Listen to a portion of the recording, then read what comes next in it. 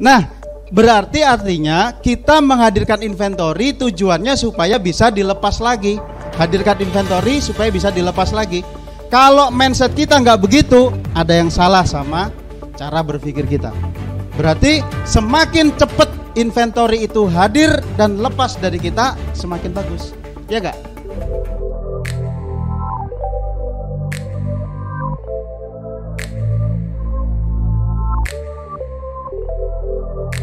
Assalamualaikum warahmatullahi wabarakatuh. Bismillahirrahmanirrahim. Bapak Ibu sekalian, selamat bertemu dengan saya ya. Mudah-mudahan kita nggak kejar-kejaran sama kereta. Karena mohon maaf sebelumnya saya menyampaikan materi ini sebenarnya 3 hari. Lah di sini saya harus menyampaikan 4 jam. Jadi pilihannya ada 2. Saya sampaikan semuanya tapi kulitnya aja, atau saya sampaikan 1-2 materi waktunya habis. Pilih yang mana? Atau kita bikin grup nanti ya, kita dalemi bareng-bareng yang berminat untuk kita beresi bagaimana cara mengelola inventory. Bapak Ibu sekalian, kalau kita bisnis sebenarnya yang dilakukan itu apa sih? Yang dilakukan ketika kita bisnis itu apa sih? Yuk, manage apaan? Manage resiko. Oke. Ada lagi yang lain? Manage apaan Bapak Ibu? Produksi, penjualan, terus keuangan. Oke, yang lain? Pembelian. Oke. Banyak ya yang harus dilakukan ya. Tapi boleh nggak saya mendefinisikan sesuatu yang lebih simple, bahwa ketika kita berbisnis maka ada 2 hal yang akan kita lakukan. Yang pertama adalah bagaimana caranya kita bisa menjadi lebih kaya daripada sebelumnya dengan cara yang halal. Clear? Jadi kalau kita nggak pengen kaya dari sebelumnya, artinya hari ini saya punya 100, saya kepengen punya 1000 di akhir periode yang kita tentukan, maka kita harus berbisnis. Karena untuk bisa mendapatkan sesuatu yang halal harus dengan cara tukar menukar. Tukar menukar artinya barang saya ditukar sama hartanya pembeli. Saya ini sebenarnya ngambilin duit pembeli. Jadi pembeli itu saya ambilin duitnya. Mana duit? Mana duit? Kan gitu kan? Boleh nggak ngambilin duit pembeli? Boleh nggak? Boleh. Karena di Al-Quran, di kitab suci saya menginformasikan bahwa kita ini nggak boleh ngambil harta orang lain kecuali dengan cara yang saling ridho di antara kita. Ya. Wahai orang-orang beriman, janganlah engkau mengambil harta sesamamu dengan cara yang batil, kecuali dengan jual beli, dengan tijarotan antarodin minkum. An-Nisa 29. Artinya kalau saya bisnis tujuannya clear. Saya pengen harta dari 50 menjadi 500. Saya pengen harta dari 100 menjadi 1000. Ada yang bisnisnya nggak pengen begitu? Jadi saya bisnis dengan cara itu. Yang kedua, saya berbisnis itu ingin memberikan value kepada orang yang membutuhkan value tersebut. Ada yang bisnisnya nggak ngasih value pada pembelinya? Yuk beli produk saya gitu. Ini buat apa? Ah nggak tahu. Pokoknya beli aja gitu. Ada nggak? Ada? So kalau misalnya bisnis kita hari ini tidak mampu memberikan value pada orang lain, ya udah deh, ke laut aja gitu. Nah dari 2 bisnis tersebut, maka kita coba tarik ke bagaimana kita mengelola inventory management. Ada nggak yang bisnisnya beli inventory itu merupakan sebuah keinginan? Saya pengen punya inventory sebanyak-banyaknya gitu. Ada nggak? Ada nggak yang butuh inventory di perusahaannya? Ada nggak? Kalau butuh kok dijualin? Ayo, ada nggak yang butuh? Ada yang butuh nggak?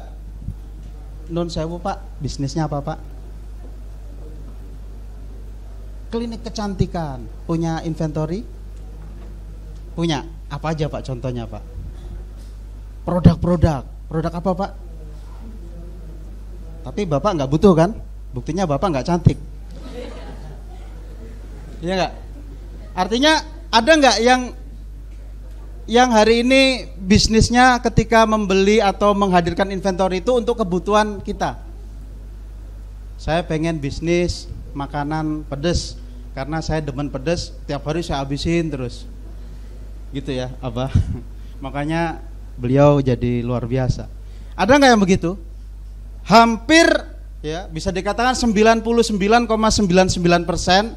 semua bisnis yang menghadirkan inventory mereka nggak butuh inventory tersebut. Bener nggak? Kalau butuh nggak mungkin dijual. Ya, oh butuh Pak, apa? Butuh uang gitu. BU, CPT, BGT kayak gitu. Nah, berarti artinya kita menghadirkan inventory tujuannya supaya bisa dilepas lagi. Hadirkan inventory supaya bisa dilepas lagi. Kalau mindset kita nggak begitu, ada yang salah sama cara berpikir kita. Berarti semakin cepat inventory itu hadir dan lepas dari kita, semakin bagus. Ya nggak? Semakin kita bisa ambil detik ini, detik berikutnya lepas, berarti inventory kita benar. Kalau inventory kita bergudang-gudang, makin lama makin gede, ditanya berapa nilai inventory Anda? Aduh, berapa ya gitu. Loh, di neraca kan ada. Waduh, neraca itu panganan opo gitu. Maka otomatis ada yang salah dengan cara berbisnis kita. Jadi inventory itu nggak butuh kecuali kita mau pakai untuk transaksi. Inventory itu nggak butuh kecuali kita mau pakai untuk produksi. Jadi jangan menjadi kolektor inventory. Kumpulin Pak, lu kenapa? Biar banyak gitu. Ada pebisnis yang bangga banget tuh inventorinya gede banget. Saya cuma bilang, Pak, inventory itu Pak, itu ibarat anak kos-kosan. Dia itu butuh ruang dan dia butuh waktu. Ruang dan waktu membutuhkan biaya. Semakin banyak inventory, semakin besar inventory, semakin lama inventory, maka dia akan ngekos di bisnis kita. Dan setiap kos harus ada biaya. Lu kok bisa? Lah kos itu biaya. Jadi anak kos-kosan tuh berarti anak biayaan gitu. Clear ya? Makanya model-modelnya kayak gini. Ada yang masih kos-kosan enggak? Bisnis saya bisnis biayaan Pak. Maksudnya apa? Bisnis kos-kosan. Oke. Kita mulai ya. Tadi udah diperkenalkan sekilas. Nama saya ini ya, Salim Suharis. Mungkin kalau di Facebook ya kerjanya bercandaan sama teman-teman gitu. Karena tujuan kita kan happy-happyan di dunia, tapi bahagia di akhirat juga. Saya sebagai financial syariah spesialis, kerjaan saya membantu teman-teman untuk barangkali bikin akad. Mana yang akadnya sudah clear ya, baik sama investor maupun sama partner, supaya nggak nantinya saling mendolimi. Jadi kerjaan saya itu disodorin, Pak revisi Pak tolong diperiksa, Pak tolong dicek gitu. Jadi banyak yang minta tolong diperiksa supaya akadnya tidak blunder, supaya akadnya tidak nanti bermasalah di kemudian hari, supaya tidak dizolimi tapi juga tidak mendolimi. Nah, kerjaan saya periksa. Nanti bahasanya biasanya disesuaikan sama bahasanya orang-orang hukum ya, orang-orang legal. Tapi secara item-itemnya biasanya saya bantu. Oh yang ini belum ada Pak, oh yang ini terlalu bahaya Pak, oh yang ini beresiko, oh yang ini terlalu mengenakan Anda, dan seterusnya. Saya juga software developer, jadi kerjaan saya memang bikin software, walaupun udah bukan saya yang bikin, tapi tim saya.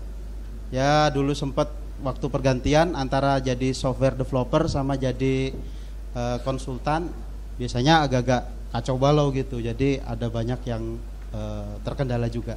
Tapi alhamdulillah seiring dengan berjalannya waktu, perbaikan kita benahin, maka akhirnya kita berani lagi tuh munculin software developer di sini. Sebelumnya nggak berani Pak, karena banyak kerjaan yang nggak clear. Biasanya saya ngerjain sendiri, terus dikerjain orang, akhirnya kemampuan, kualitas dan sebagainya nggak maksimal. Tapi sekarang udah mulai berani, karena udah mulai membangun standar bahwa ternyata bukan produk aja yang bisa distandarisasi, jasa pun bisa distandarisasi. Yang berikutnya lagi adalah kerjaan saya bisnis asisten.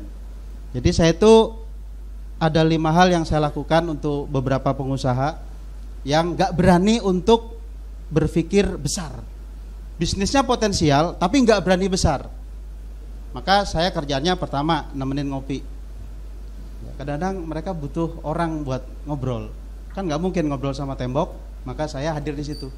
Aku rela jadi tempatmu berkisah. Curhat sama urusan macam-macamnya di situ.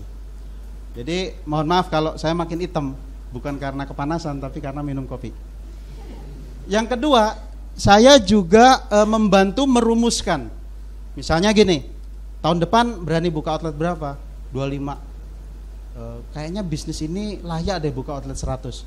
Tapi saya bukan ngejongkrongin, bukan cuman memotivasi, ayo kamu bisa sambil teriak-teriak, bukan begitu. Tapi kita evaluasi, kita ukur ya, kapasitasnya bagaimana, kemampuan produksinya bagaimana, sumber dayanya bagaimana, partner yang diakses seperti apa, sehingga kita bisa evaluasi bahwa ya kita bisa bertumbuh jadi 100 kali. Nah, antara 25 sampai 100 itulah kita bantu mereka untuk merumuskan.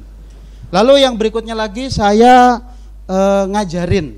Ngajarin itu ya kayak menggurui ya, tapi lebih tepatnya ngajarin. Karena ada beberapa yang mereka nggak tahu. Jadi kita ajarin cara merumuskan strategi eksekusi, cara untuk breakdown target, cara membangun BHAG, cara bikin WIG, cara menggunakan 9 bloknya BMC. Kita main Blue Ocean strategi, gitu-gitulah. Pokoknya yang kayaknya keren padahal ya biasa aja sebenarnya. Sudah dilakukan banyak orang tapi diilmiahkan sedikit. Selain itu yang berikutnya lagi adalah teman keluyuran. Mereka butuh keluyuran Pak, dan keluyuran nggak mungkin ngajak sopir, nggak bisa diajak ngobrol, nggak bisa diajak bercandaan. Jadi saya jadi teman keluyuran juga.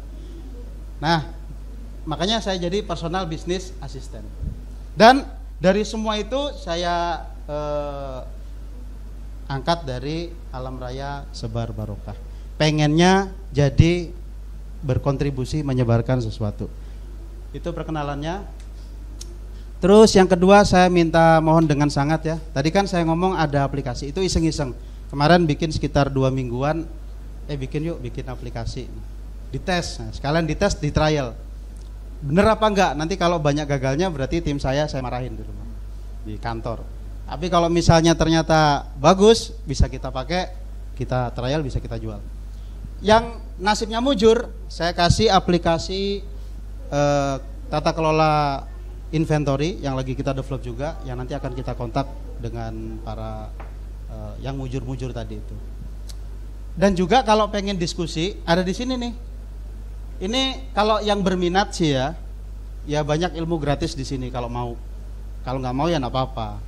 Biasanya yang gratis, saya malas ngapain gratis, yang bayar aja saya sanggup kok, gitu.